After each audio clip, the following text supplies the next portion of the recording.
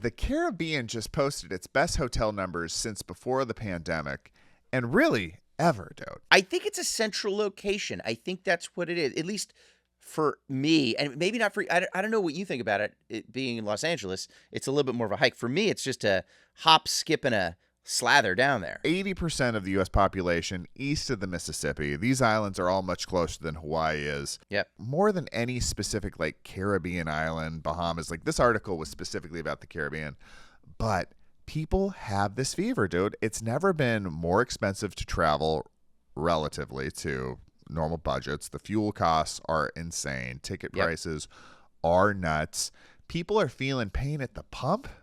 Pain at their jobs. Like, wages aren't increasing. Unemployment is in a little bit of a weird spot. And like we talked last week, instead of foregoing trips, people are, saving money in other places to still be able to go on these getaways. And the numbers don't lie, dude.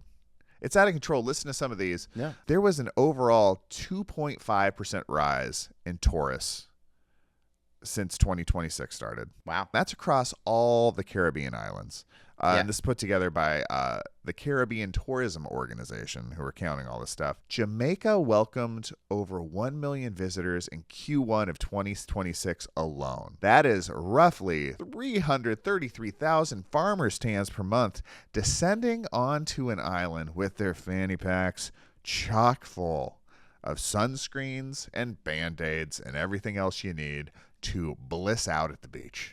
I don't know much about earth science, but that many tourists could literally tip over the island. Yeah, if that island's are rocking, don't come a knocking. Jamaica me crazy is what I'm saying. The Cayman Islands, which we have just been hearing about left, right, and center, up 10% in February. Wow. In March 2026, hotel occupancy in the islands hit 79%. It's been such a long, hard winter over here in the East. I wonder if people are just escapism. I think escapism, that's why I have a tattoo that says escapism in Sanskrit over on my chest. You've seen that. I covered it over my Mr. Roper tattoo.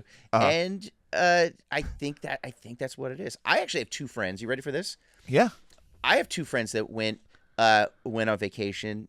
And, I mean, people are going for anything, and they're not leaving for anything either. Yeah. My two friends, they work together. They got invited to their boss's house, like, on the beach. It was just supposed to be for the weekend. They get there, their boss, this is crazy. Their boss had died. Like, was dead when they arrived. They found him in the house. He was dead. But they're like, we're having such a great time. Let's just pretend he's still alive.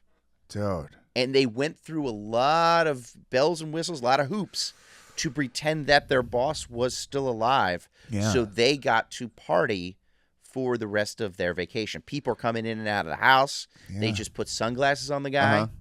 And they just, it was, they said they had a great time. And, dude, despite the loss of their, loss of life. Well, first of all, this should be a movie. That's the kind of thing that, like, Hollywood's too scared to make movies about these days. That's like a really good story. But secondly, I think it proves the point. People are doing anything they need to get those tropical rays, to get that day at the beach, to get their time in the sand by the water, because we need it, dude. The world is so wild outside. The real world, not vacation land, the real world where you live and all your problems exist is a pretty hard place to be right now.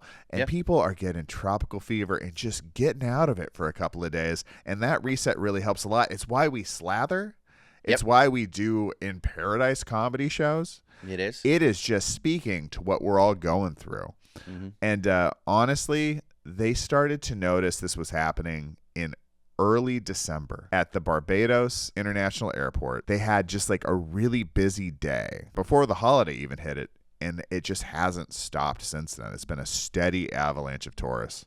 Dude, and I know we were talking even the other day, you have some family members that are going on tropical trips before the end of the year. It is just in the vein. Everybody's becoming burnt ones. It's Caribbean a good year. All right. Well, thank you, Caribbean Journal, for keeping these meticulous stats and letting us know about it, because it makes us know we're not crazy. We're not the only ones, Chip. I think we do a live show in the Caribbean. We pick an island, throw a dart, let it land, and let's do a show there. Don't tempt me to. We definitely will. It's like whether this is the year for it or not is the only question we have. What up, burnt ones? This is the Sunburnt Podcast, where we talk about comedy and tropical travel. To my right, as always, you know him from Netflix on the series Tires and his amazing stand-up special Move Closer. It's Chip Chantry. And over here to my left is Mr. Thomas O'Brien, Emmy award-winning producer, writer, and my pal. Grab a float, put on your earphones, and drift away. Grab a Mai Tai. Because it's great to be in the tropics with your boys.